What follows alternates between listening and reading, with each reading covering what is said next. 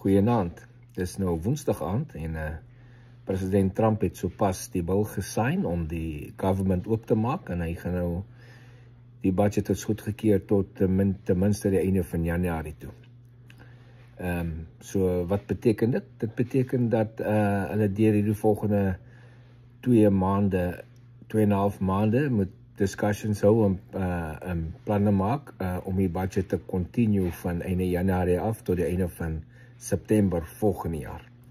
En wat beteken dit anders vir ons wat werk met die refugee program? Dit beteken julle wat aansoek gedoen het vir die refugee program, dinge gaan nou weer baie vinnig gebeur.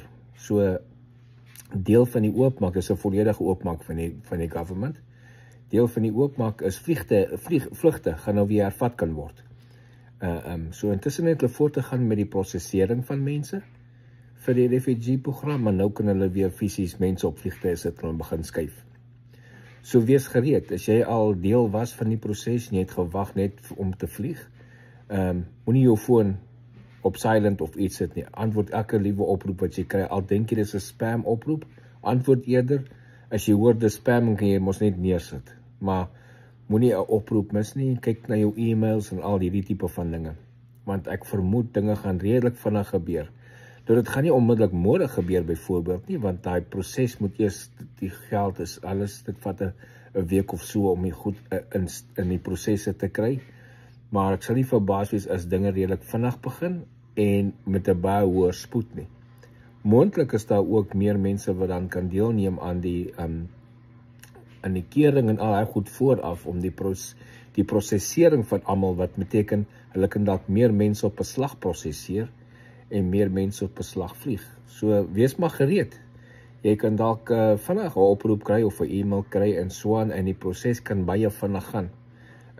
So dis baie goeie nuus vir almal all around. Hopelik gebeur dit redelik vinnig dat hulle die vlugte hervat, so die wat al wag, miskien oor 'n maand nou al wag, wat vliegkaartjies gehad het wat gekanselleer was. Hulle sal sekerlik by julle eerste uitkom. Ek's nie seker nie, ons kan nie 100% sê wie word eerste getrek nie. Ek vermoed dit sal seker daai mense wees, en dan soos hulle die mense geprosesseer het. Al wat jy moet wees gereed dat jy kan enige tyd waai, want dit kan baie kort kennisgewing wees.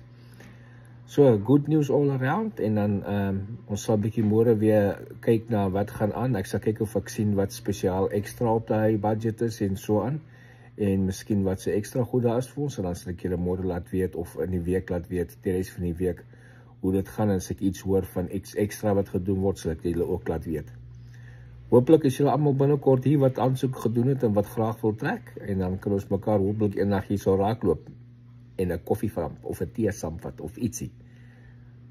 Geniet die dag verder. Dis nou al vroegoggend by julle in Suid-Afrika en dit is nou vir my tyd om bed toe te gaan amper. Geniet die dag verder. Totsiens.